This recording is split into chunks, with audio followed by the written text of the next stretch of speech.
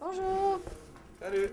Erika Fortin, 18 ans, d'Ottawa, travaille dans une résidence étudiante pour payer ses dépenses, mais surtout ses dettes, qui atteignent déjà plus de 8 000 $.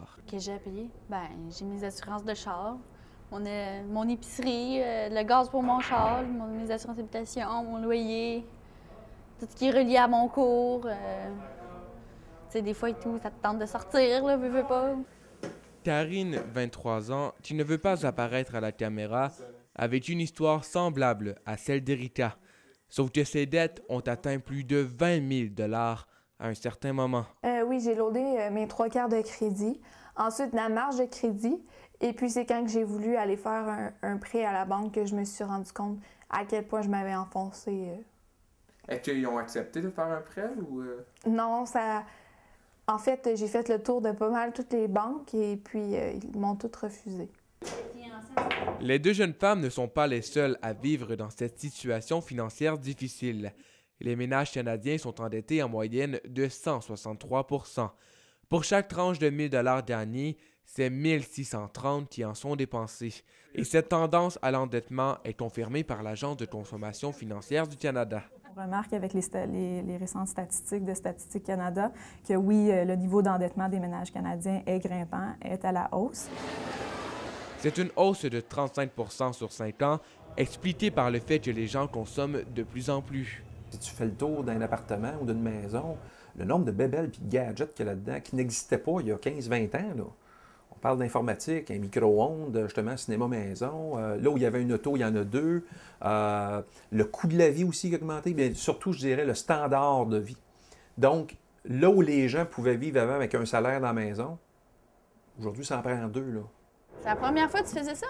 Ça fait peur parce que comme... Quand tu vois concrètement, genre, t'es comme fudge, tu sais, là, t'es dans le mal, t'as des désintérêts et tout. Il est facile de tomber dans le panneau et de s'endetter.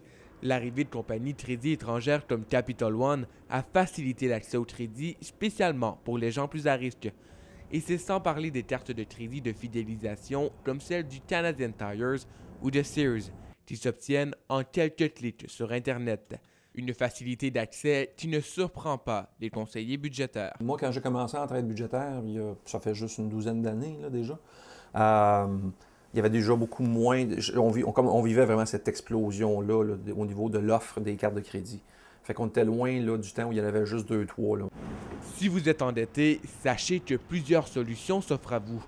Des organismes comme Entraide budgétaire Ottawa sont là pour encadrer et aider les gens qui ont des problèmes d'argent. Il n'est jamais trop tard. Fait que tu ne peux qu'avoir l'opportunité de faire mieux que tu faisais avant. Fait que non, il n'est jamais trop tard parce que, tu sais, même à 50 ans, tu as peut-être encore 25 ans de vie à faire. Donc, c'est ça. La première étape pour s'en sortir, se faire un budget. Pourtant, seul un Canadien sur deux se donne la peine d'en faire un. Donc, c'est important de se faire un budget justement parce que ça nous permet de vraiment voir au cours d'un mois, d'une semaine, d'un mois, où on dépense notre argent. Donc, est-ce que c'est le petit café par jour qui, à 1,50 $, après une année, totalise un 400-500 $ de café versus peut-être s'apporter son café. Donc, ça permet de vraiment voir là où on dépense et là où est-ce qu'on pourrait économiser notre argent. Karine s'en est fait un et c'est ce qui l'aide à s'en sortir tranquillement. Ses dettes ont déjà beaucoup diminué et ça continue. Ça dépend des jours, ça dépend des semaines, mais j'ai des bas, j'ai des hauts, mais je me reprends moi. Erika a décidé, elle aussi, d'entreprendre son propre budget.